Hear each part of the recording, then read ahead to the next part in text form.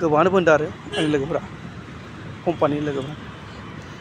एसेबां मोजां दरमा मोननानै एसेबां मोजां खामानि मावना मोननानै खामानियाव नों मानो गारनायदों नाथाय आंनि राङा जेसेबां मोना जाथों हमना बेयाव 23,000 मोनो बे 23,000 मोनबाबो गोजोननाय गैयाबा जिबनाव मोजां मोनाबा गावखौ मावनानै माबायदि मोनो बेनिखायनो न'आव थांनानै आंथ' जेबो नङा र' आंथ' बहुत रोंखायो टेलेन्ट खालामसेया माबा मोनसे खामानि मावनो हाखायो दखानानो जा माला गारिखौनो जा लानो हानाय आंनाव मोनसे मा दं गोहो दं आंनाव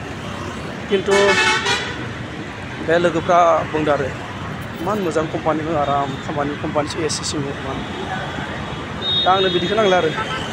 माने आंनि गोसोआ बेलेग आरो जोंनि जायगायावनो थाना जोंनि जायगायाव मावनांगौ जानांगौ थानांगौ बेबायदिनो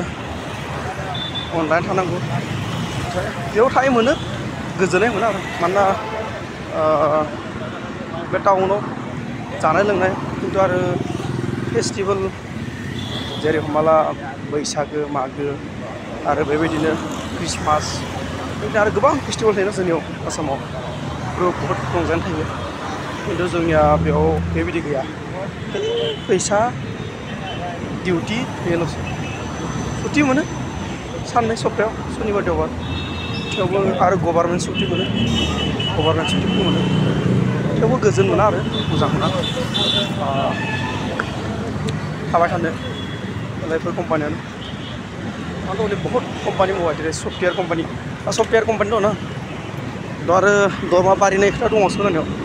बे मासनिफ्राय बिदिनो 27 जाहैगोन आरो ना 27 बा 26 बिदि जागोन दरमा बारिनायथ' होनगोन रेङा L2 जागोन खिन्थु मा जाबाय मिथिया मोजां मोनला आं थानाय टाउनाव दावराव दावसि मानसिनि जाम जानाय भिर जानाय